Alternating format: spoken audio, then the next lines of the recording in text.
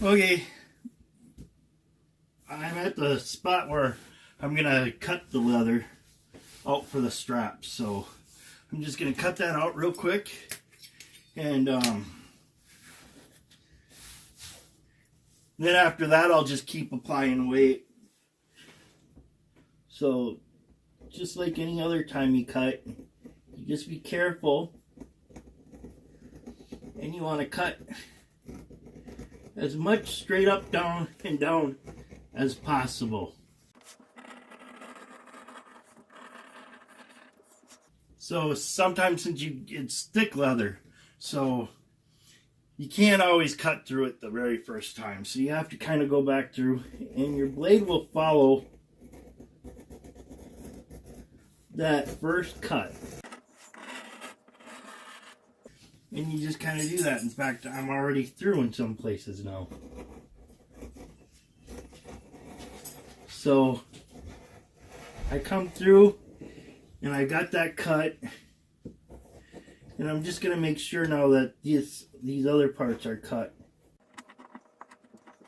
So I got that all cut out. So I'm not too worried about that. Then I'm going to come through. I kind of got a little nick here that I did, so I'm going to fix that real quick. Then I'm going to cut this other side. I don't want to cut into my arm like that, so I'm actually going to change up how I've got this positioned.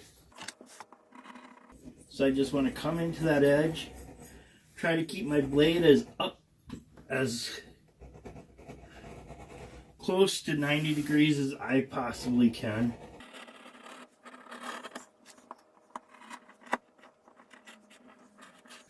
Okay, so that's how that's really coming out. That's looking really nice. I'm gonna kind of want to even up that edge a little bit though, because you can kind of see where I didn't cut it exactly right. So I'll come back and I'll finish up that cutting.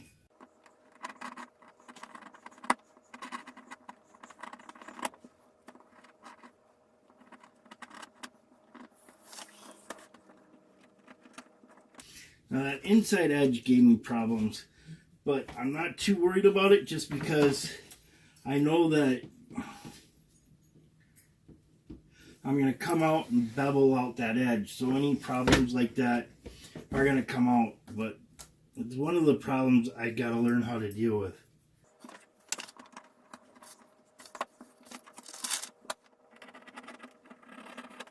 Alright, so I've got most of this cut out now.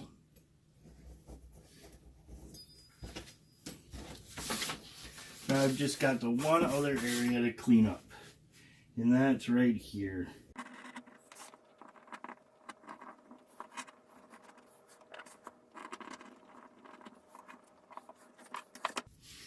Alright, so basically it comes down to cleaning up. And I'm just making sure that it's all nice and cleaned up.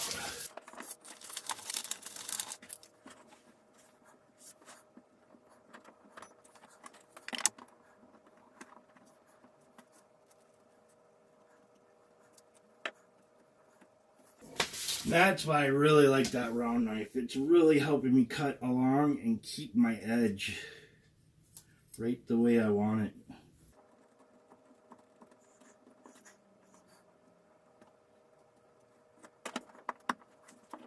Now there's not going to be too much I have to worry about here. Here we go, that's all cleaned up.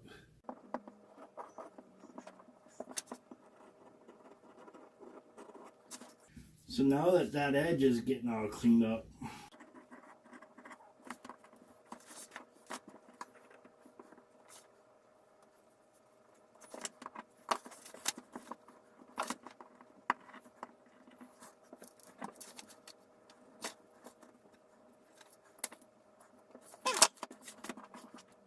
there's a couple of places I did fail at doing what I was trying to do. That's going to clean up though when I do the beveling on the edge.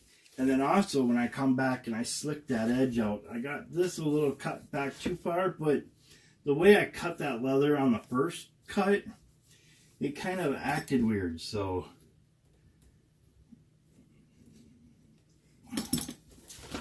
that's going to come out though for the most part. It's on the back side, so that's not going to get seen too much. And I don't want to bend it too much because it's just glue held. Once I get it sewn, that's going to be a whole different story, but I'm not going to sew it until I get my rivet holes done and I get everything else ready, because sewing is going to be the very last thing I'm going to do on this. So I definitely want to get those rivet holes set, and I want to get ready to put the buckles on and have everything else so that I can just go through, I can antique stain this, and then after that I will be able to get it all set up and do the sewing and get all the hardware on.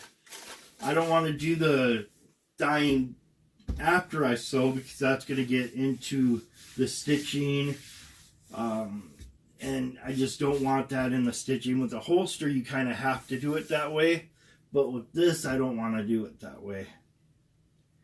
So my next video I'm going to do the skiving for where the placement of the top buckle is.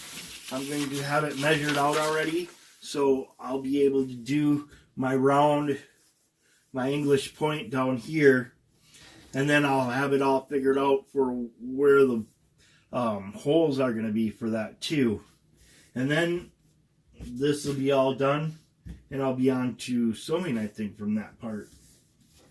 So thanks for watching, guys, and have a good day.